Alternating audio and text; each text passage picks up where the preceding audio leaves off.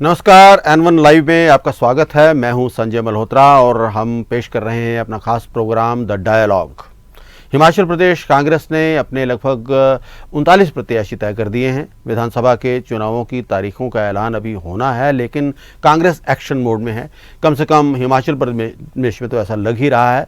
उम्मीद है कि इन 39 नामों का रस्मी ऐलान भी इन नवरात्रों के दौरान ही हो जाएगा, लेकिन कांग्रेस नेतृत्व का असली इम्तिहान तो अब शुरू होना है। असली संघर्ष, उठापटक और मारामारी बाकी की बची सीट्स को लेकर होनी है। वो कौन सी सीट्स हैं जिन पर कांग्रेस को अभी फैसला लेना है? क्यों इन सीट्स को अगले चरण के लिए टाल दिया गया है? कौन बड़े नेता हैं जिनकी टिकट पर खतरे के बादल हैं? बहुत सारे सवाल जहन में हैं और इसी पर हम चर्चा करेंगे। और मेरे साथ रहेंगे मेरे सहयोगी शिमला से योगराज शर्मा। योगराज जी, आपका बहुत बहुत स्वागत। सबसे पहले तो सवाल यही है कि ये जो 39 सीटों के जो नामों की हम बात कर रहे हैं, हालांकि औपचारिक तौर पर तो कोई ऐलान नहीं हुआ है, लेकिन माना जा रहा है कि ये 39 सीटें हो गई हैं। लेकिन अब खबरें ये भी आ रही हैं कि इनमें से भी कुछ सीट्स को जो पार्टी ने होल्ड कर लिया है। अभी भी उन नामों को लेकर भी कहा जा रहा है कि अभी उनके ऊपर ये कोई फाइनल कुछ नहीं हुआ है। कुछ लोगों ने उसके ऊपर एतराज़ किया है, जिसके बाद कुछ नाम होल्ड किए गए हैं। आपके पास क्या सूचना है? पहले तो थोड़ा सा इसके बारे में हमें जानकारी दीजिए। दिल्ली में कल जो केंद्रीय चुनाव कमेटी है कांग्रेस की, उसकी बैठक हुई है। सोनिया गांधी की अध्यक्षता में ये बैठक हुई है, जिसमें जो कुछ प्रत्याशी जिनका जो है सिंगल नाम पैनल में गया था, उसको लेकर जो है वो मंथन हुआ। हालांकि सूची अभी जारी नहीं हुई है। बताया ये जा रहा है कि 40 से 45 के आसपास से ऐसे नाम हैं जिन पर सहमति जो है वो स्क्रीनिंग कमेटी के सदस्यों ने जताई है और फिर हाईकमान को वो सूची सौंपी गई है। लेकिन कुछ सीटें ऐसी भी है जहां पर अभी जो है वो संशय है, क्योंकि एक से ज्यादा कैंडिडेट जो है वहां पर चुनाव मैदान में है। ऐसे में बगावत का खतरा है, तो फिलहाल उसको होल्ड कर दिया गया है। और जो पहली सूची है वो भी अगले 2 से 3 दिनों में संभावना है कि पहली सूची कांग्रेस जो है वो जारी कर सकती है। जो टिकट लगभग तय माने जा रहे हैं, उसमें जो सीटिंग विधायक हैं 20 कांग्रेस पार्टी के पास, उन विधायकों के टिकट जो है वो लगभग फाइनल माने जा रहे हैं। उनके टिकट जो है वो कटेंगे नहीं। इसके अलावा जो वरिष्ठ नेता हैं कांग्रेस में, पिछली सरकारों में चाहे मंत्री रहे हैं या बड़े पदों पर रहे हैं, अध्यक्ष के पदों पर रहे हैं, उनके टिकट भी जो है वो लगभग तय माने जा रहे हैं। लेकिन कुछ एक मंत्री और दिग्गज ऐसे नेता भी हैं जिनके टिकटों को लेकर जो है वो विवाद है, सहमति नहीं बन पाई है, कोई एक नाम जो है वो फाइनल नहीं हो पाया है। ऐसे में कहीं ना कहीं कांग्रेस पार्टी की जो मुश्किलें हैं वो बढ़ती हुई नजर आ रही है, क्योंकि आज भी जिस तरह से कांग्रेस के एक वरिष्ठ नेता जो है वो भाजपा में चले गए हैं, हर्ष महाजन, उनको उनकी भी नाराजगी जो है चल रही है। उन्होंने आरोप भी लगाए हैं कि टिकटों को लेकर जो है कांग्रेस पार्टी में जो है वो खरीद फरोख्त चल रही है। इस तरह के आरोप भी लगाए हैं। तो कहीं ना कहीं कांग्रेस की मुश्किलें जो है वो बढ़ती हुई नजर आ रही है। टिकटों को लेकर अभी तक सूची जारी नहीं की है, हालांकि 40 नाम जो है वो फाइनल बताए जा रहे हैं और आने वाले कुछ 2 से 3 दिनों में हो सकता है कि पहली सूची जो है कांग्रेस जारी कर दे। और जो बचे हुए बाकी सीट्स हैं उसमें जो है फिर से सर्वे कराने की भी बात सामने आ रही है कि उसमें फिर से सर्वे कराया जाएगा, कौन कैंडिडेट जो है वो जिताऊ है, किसका क्या बैकग्राउंड है, कितनी क्षमता जो है वो जीतने की रखता है। सभी फैक्टर्स को देखकर जो है कांग्रेस पार्टी आगे बढ़ रही है। जी संजय जी। जी जी, बिल्कुल आपकी बात ठीक है। 40 नाम या 39 नाम जितने भी हैं, बेशक इनका ऐलान नहीं हुआ है, हमारे सामने है ये नाम कि इनमें जैसा कि आपने खुद कहा कि 20 तो हमारे एमएलएज ही थे कांग्रेस के जिनको टिकट मिलने जा रही है। इसके अलावा जो दिग्गज नेता थे उनको टिकट दे रही है कांग्रेस। तो कोई सरप्राइज़ भी है इस 39 की लिस्ट में? आपको लगता है कि ये नाम जो है वो थोड़ा चौंकाने वाला है, या एक दो नाम ऐसे हैं जिनको लेकर चर्चा हो सकती है, या जिनके को लेकर जो है कुछ सवाल खड़े हो सकते हैं? कोई इस तरह का कोई नाम है? जी हाँ, बिल्कुल हो सकता है कि कुछ इस तरह से चौंकाने वाले नाम भी सामने आए, क्योंकि जिस तरह से मैंने आपको बताया कि धर्मशाला से सुधीर शर्मा, जो कि कांग्रेस पार्टी में जो है वो वरिष्ठ नेता हैं, मंत्री वो जो है वो पूर्व सरकार में रहे हैं।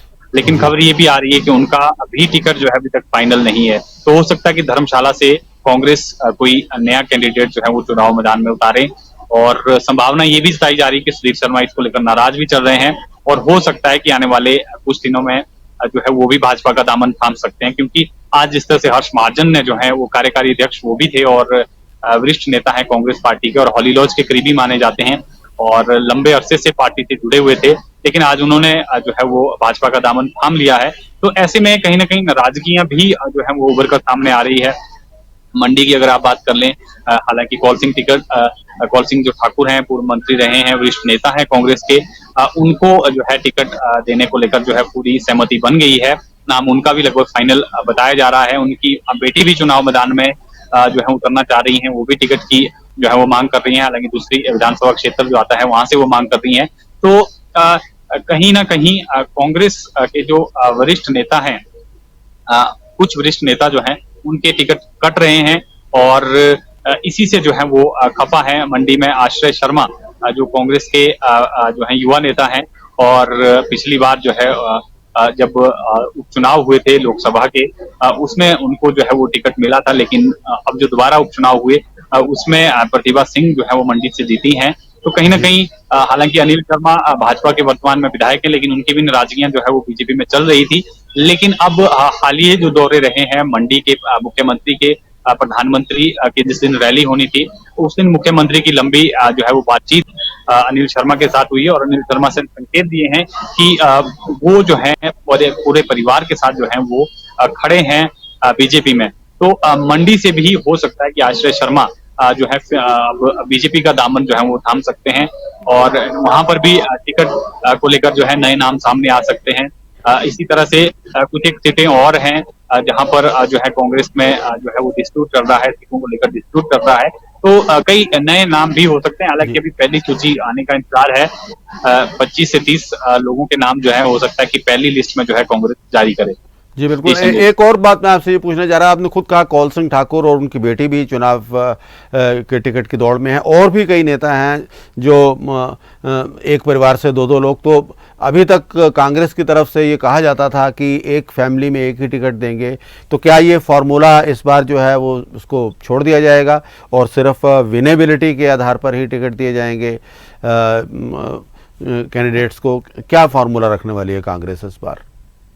ये बिल्कुल कांग्रेस चाह रही है कि किसी भी तरह से हिमाचल प्रदेश में जो है वो सत्ता में जो है वो वापसी की जाए, सत्ता में जो है वो, क्योंकि पूरे देश भर में आप देख सकते हैं कांग्रेस की इस समय जो हालत है वो बहुत ही खस्ता हालत है और लगातार जो कांग्रेस के वरिष्ठ नेता हैं वो पार्टी को छोड़कर जा रहे हैं। ऐसे में कांग्रेस, हालांकि बाहर अभी तक जो कहा यह जा रहा है कि परिवार में केवल एक को टिकट दिया जाएगा, लेकिन दूसरी तरफ क्योंकि कांग्रेस में हालात ठीक नहीं है, लगातार लोग जो है छोड़कर जा रहे हैं, ऐसे में कांग्रेस चाह रही है कि किसी भी तरह से हिमाचल प्रदेश में अगर कांग्रेस पार्टी आती है तो कहीं ना कहीं एक बड़ा संदेश जो है वो देश भर में जाएगा। ऐसे में जो नियम, क्योंकि जो पॉलिटिकल पार्टी होती है उनके नियम कभी जो है वो एक जैसे नहीं रहते हैं। ये समय के साथ और हालात के साथ जो है बदलते जाते हैं। अगर उनको लगेगा, अगर कांग्रेस हाईकमान को लगेगा कि जो है ये प्रत्याशी जो है जिताऊ उम्मीदवार है, चाहे वो एक ही परिवार से 2 हो या 3 हो, तो टिकट जो है उनको देने पर जो है कांग्रेस सहमति जता सकती है और हो सकता है कि एक ही परिवार से 2 टिकट जो है वो दिए जाएं। योगराज जी, इसी संदर्भ में मैं एक और सवाल, एक और परिवार है और वो है वीरभद्र सिंह जी का परिवार।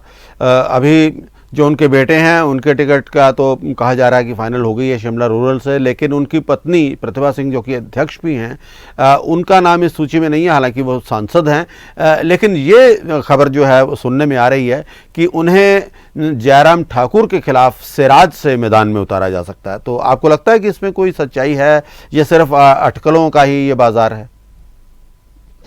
जी बिल्कुल, फिलहाल अटकलें हैं, इसको लेकर कोई आधिकारिक इस तरह की कोई कांग्रेस पार्टी की तरफ से भी आधिकारिक जो है वो बयान या आधिकारिक जो कोई सूचना है वो नहीं है। लेकिन राजनीतिक गलियारों में इस तरह की चर्चाएं रहती हैं और प्रतिभा सिंह क्योंकि अध्यक्ष हैं और वीरभद्र सिंह का हिमाचल प्रदेश में नाम है और कहा यह भी जा रहा है कि उपचुनाव में जो कांग्रेस पार्टी को जीत मिली है वो वीरभद्र सिंह को जो है सिंपैथी थी, लोगों का सहानुभूति थी, इसलिए जो है उपचुनाव में कांग्रेस को जीत मिली है। तो हो सकता है, हालांकि इस तरह की संभावनाएं बेहद ही कम है, क्योंकि कांग्रेस का जो उदयपुर में जो संकल्प हुआ था वहां पर उन्होंने साफ तौर पर यह भी स्पष्ट किया था कि जो भी पार्टी प्रदेश अध्यक्ष होगा वो चुनाव मैदान में नहीं उतरेगा।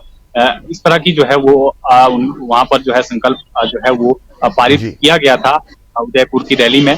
तो फिलहाल इस तरह की जो है संभावनाएं बेहद ही जो है वो कम है कि प्रतिभा सिंह जो है चुनाव मैदान में उतरेंगी।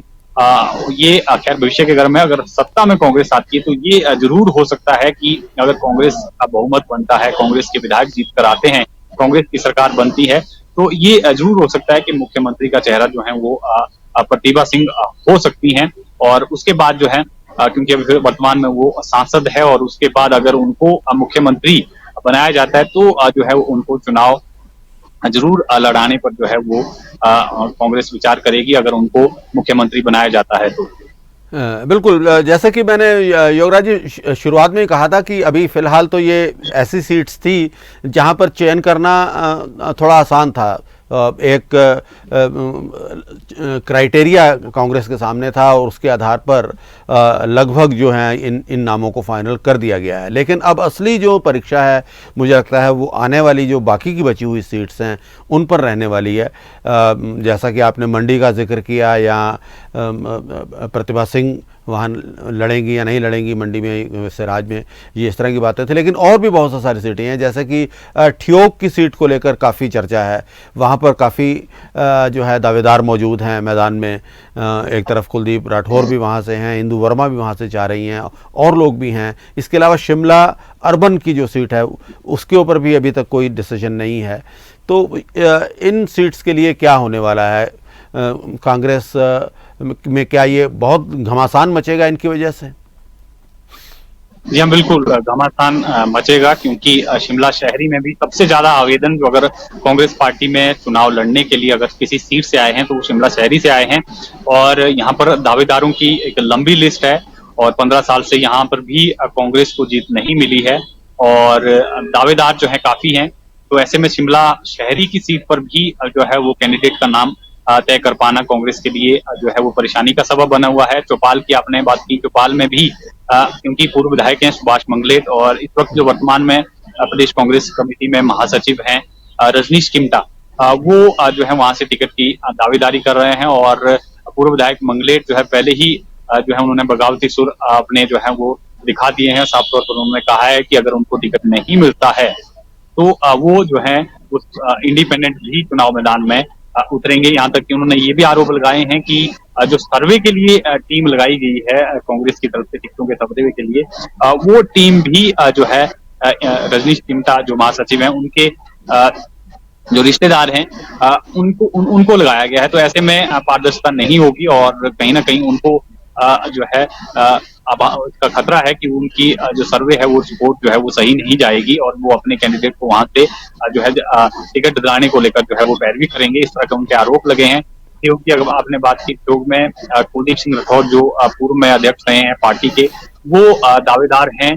और अभी ही हाल ही में जो इंदु वर्मा हैं वो कांग्रेस में शामिल हुई हैं बीजेपी का दामन छोड़कर।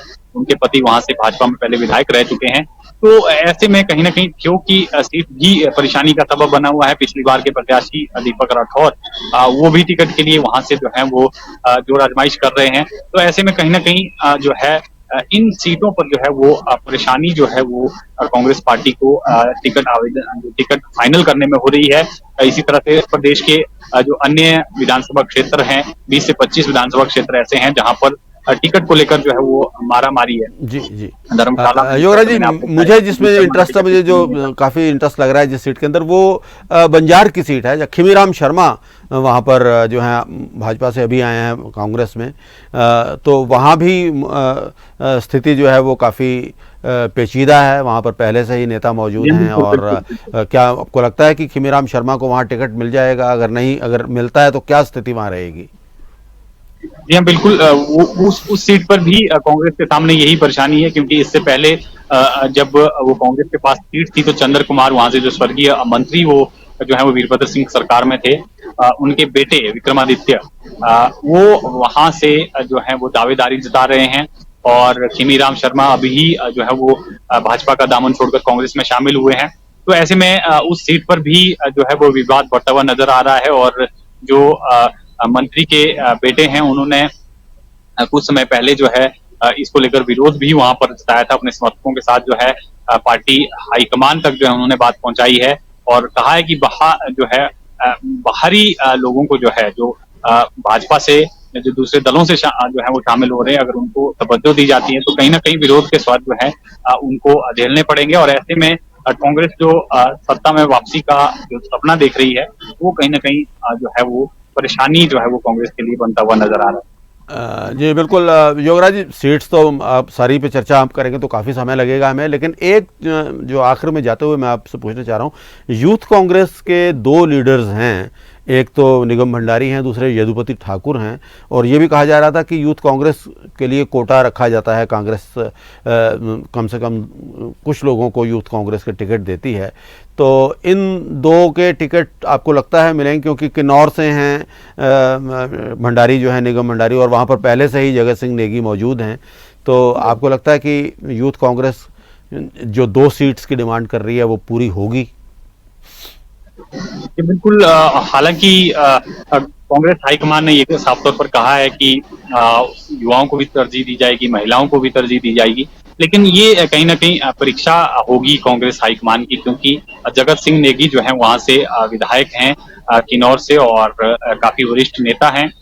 ऐसे में निगम भंडारी जो कि युवा कांग्रेस के अध्यक्ष हैं, वो टिकट की दावेदारी जरूर कर रहे हैं, लेकिन जिस तरह से कुछ दिनों पहले भी विधानसभा क्षेत्र में जब अध्यक्ष प्रतिभा सिंह का दौरा था, तो दोनों में जो है आपस में तू में वहां पर हो गई थी, और इसकी शिकायत भी हाईकमान को भेजी गई है। और यहाँ तक कि जगत सिंह नेगी ने जो है भाजपा की बी टीम जो है वो युवा कांग्रेस के अध्यक्ष को करार दे दिया था। तो कहीं ना कहीं इस सीट पर भी विवाद है, और अगर कांग्रेस हाईकमान जो है वो टिकट यहाँ पर आवंटन सही नहीं करती है, तो कहीं ना कहीं विरोध बढ़ेगा और सीट हाथ से गंवानी पड़ सकती है। इस तरह से सरकाघाट की आपने बात की, यदुपति ठाकुर जो कार्यकारी अध्यक्ष हैं युवा कांग्रेस के, वो वहां पर प्रबल दावेदार हैं, वो भी टिकट की मांग कर रहे हैं। हालांकि प्रतिभा सिंह हॉलीलॉज परिवार के वो भी करीबी माने जाते हैं, और ऐसे में वो भी दावेदारी जो है वो मजबूत बताई जा रही है। जबकि रंगीला राम राव जो इससे पहले वहां पर मंत्री भी रह चुके हैं इस सीट से, हालांकि पिछली बार वो चुनाव हार गए थे, तो वो भी दावेदारी कर रहे हैं, हॉलीलॉज के वो भी करीबी हैं।